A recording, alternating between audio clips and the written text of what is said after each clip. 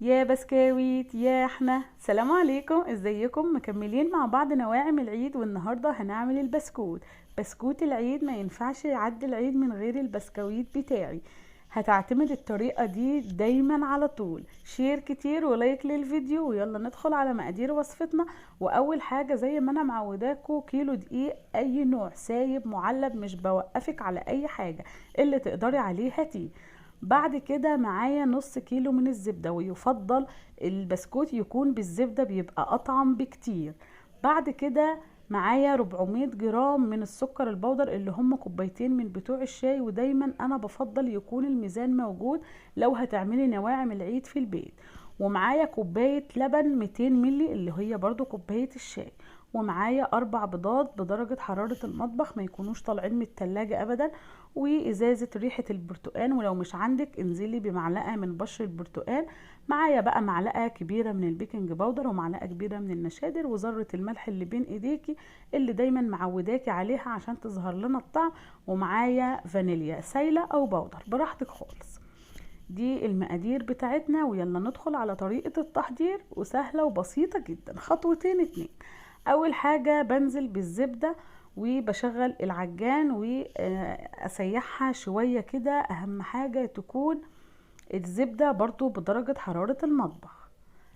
هسيحها شوية كده بالعجان، وطبعا ممكن بالمضرب الكهربائي او بالمضرب اليدوي عادي، ما توقفيش نفسك على حاجة. بعد ما سيحت الزبدة شوية كده بالمضرب بتاعنا، هننزل عليها بالسكر البودر. بعد كده هضرب كويس قوي خليط الزبدة بالسكر لحد ما يكون هش وعامل زي الكريم شانتيه. طبعا كلنا عارفين قوام الكريم شانتيه بيكون هش جدا وناعم جدا وكريمي. انا برضو هفضل اضرب في الخليط ده لحد ما اوصل لخليط كريمي جدا وهش زي الكريم شانتيه، وزي ما هنشوف دلوقتي يوصل للقوام ده يا بنات. بعد كده هجيب البيض بتاعي وانزل ببيضة بيضة، ومع كل بيضة نقطة من الفانيليا السايلة او ظرف من الفانيليا البودر بالشكل ده. اول بيضة نزلتها هضرب لحد ما تختفي تماما. طيب قولنا لو نزلنا بالبيض كامل ايه اللي هيحصل؟ لو نزلنا بالبيض كامل الزبدة هتفصل وهتخرز معانا. تمام، علشان لازم اعرفكم كل حاجة.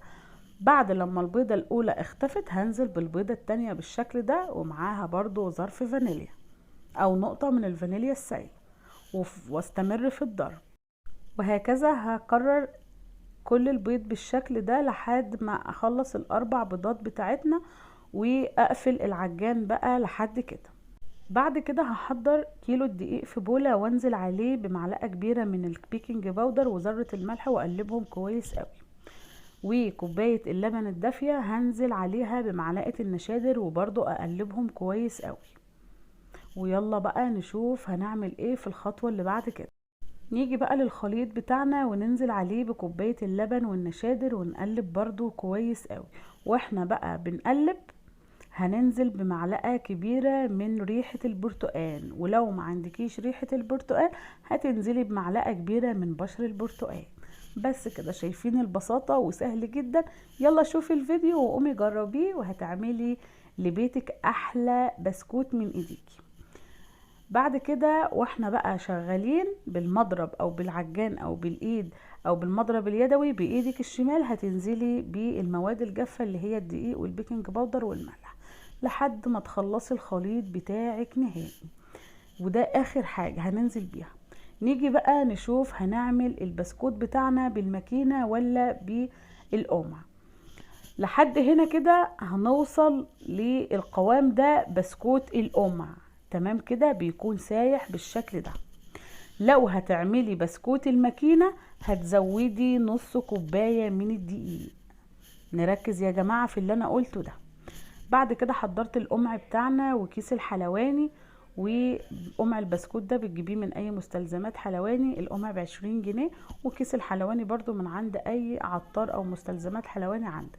هتنزلي بالخليط وتحضري بقى الصاجات بتاعتك، وتشغلي الفرن على درجة حرارة 180، لان ما بياخدش اي وقت. عبال ما يسخن تكوني عملت الصاج الاول. هتشتغلي بالقمع كده على طول. وفي خطوة بس للأسف الكاميرا ما صورتهاش. بعد لما هتعملي كل الصاج بالقمع، وطبعا لو باظ منك 1 2 3 شيليها واعمليها من الاول تاني عادي. انت ممكن في الصاج الاول ايدك ما تكونش واخده عليه، بس بعد كده ايدك هتاخد عليه وهيكون ماشي تمام جدا زي ما هتشوفوا دلوقتي. بعد لما تخلصي كل الصاجات هتجيبي السكينة وتسويها من الطرف ده والطرف ده، تمام بالشكل ده كده، علشان يكون بالشكل ده معانا. وطبعا ممكن تجيبي كذا رسمة للقمع، وزي ما قلت لكم لو هتعملي بالمكنة يبقى هتزودي نص كوباية دقيق كده. بسم الله ما شاء الله المقدار بتاعنا. دخلته الفرن على درجة حرارة 180. كل صاج اخد معايا من تحت نص ساعة، وفتحت الشواية لان احنا بنحبه مقرمش بالشكل ده، اخد معايا 3 دقايق بس. وكده البسكوت بتاعنا طلع ومقرمش وخفيف. اهم حاجة قرمشة البسكوت، اعرفي ان البسكوت بتاعك ناجح من قرمشته وانه يكون خفيف في ايدك. شايفين؟ وبكده يكون الفيديو بتاعنا انتهى، ويا رب يكون الفيديو عجبكم، وان شاء الله هتجربوه هيعجبكم، وانتظروني في باقي نواعم العيد.